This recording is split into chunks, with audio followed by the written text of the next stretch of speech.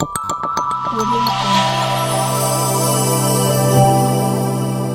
Jungle. السلام علیکم ګرانو دوستانو، زه همت الله سالار او تاسو ګورئ پښتو نیوز. نن به تاسو ته یو عجیب او حیرانونکی خبر درکړو.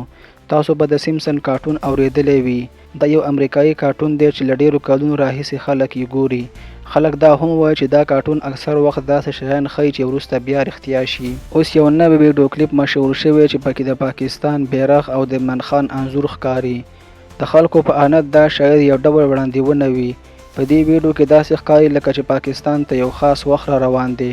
ځینې خلک وایي چې شاید د پاکستان راتلونکي سیاست یا بدلونونو ته اشاره وي، خو تر اوسه دا معلومه نه ده چې دا رښتیا وړاندوینه ده که دروغ دي. ولې دا کارټون بیا د نړۍ مهم خبرونه مخکې له مخکې ښایي، او دا ځل ولې پاکستان عمران خان پکې ښکاره شوي؟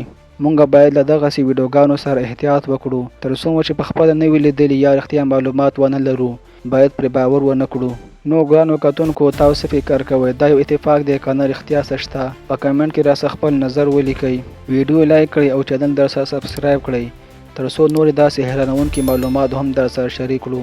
تر بلې ویډیو پورې د لوی الله په امان.